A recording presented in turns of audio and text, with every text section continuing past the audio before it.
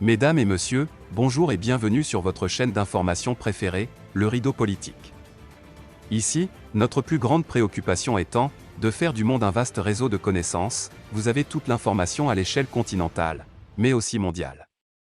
Alors si vous êtes nouveau sur la chaîne, pensez à vous abonner.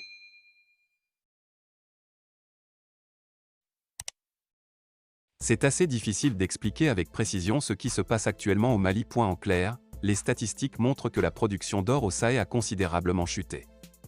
En effet, 65,1 tonnes en 2020, la production d'or du Mali a chuté à 63,4 tonnes en 2021.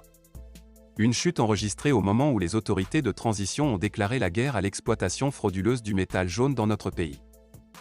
En 2020, le Mali avait atteint un record dans la production industrielle d'or avec 65,1 tonnes. Malheureusement, elle a chuté à 63,4 tonnes en 2021. C'est ce que révèlent les statistiques publiées le 10 février 2022 par le ministère des Mines et de l'Énergie. Même s'il n'a pas encore donné les raisons de cette contre-performance, le département a néanmoins précisé qu'il s'agit d'une baisse de 2,6% en glissement annuel. 3 compagnies minières, dont 2 canadiennes, Barrick et B2 Gold, et une australienne, Resolute Mining, représentent plus des 2/3 de la production industrielle du pays, environ 49 tonnes.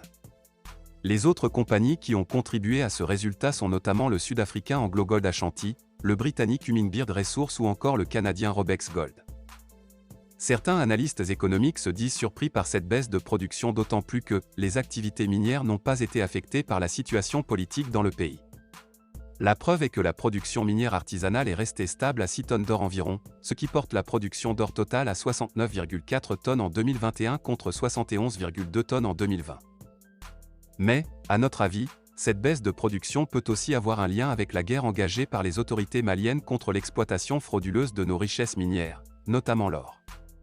Déterminé et engagé à assainir le secteur minier, le ministère des Mines, de l'Énergie et de l'Eau mène ces derniers mois une lutte implacable contre l'exploitation illégale de l'or. C'est ainsi que les structures chargées de la surveillance minière au niveau des sites miniers ont mis la main sur 22 Chinois, qui disposaient 19 pelleteuses et 2 pics UPS. Ils ont été interpellés et mis à la disposition de la justice le lundi 14 février 2022 lors d'une patrouille intensive lancée contre l'exploitation illégale des ressources minières, dans les localités de Yanfolila. Et des enquêtes sont en cours pour traquer leurs complices. Toutefois, avertissent les économistes, la contre-performance enregistrée cette année rappelle que le pays a encore des efforts à fournir pour atteindre son objectif de deuxième producteur africain d'or.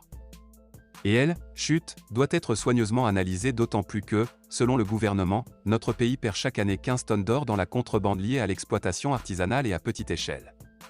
Ce qui prive le pays de précieuses recettes puisque la perte annuelle est évaluée à environ 900 millions de dollars, soit près de 518,4 milliards FCFA. Alors, c'est sur ces termes que nous mettons fin à notre petite minute d'information. Abonnez-vous à la chaîne si elle n'est pas encore faite, partagez la vidéo avec les proches si vous l'avez trouvée intéressante et surtout, retrouvons-nous très prochainement pour de nouvelles chaînes d'actualité. À très bientôt.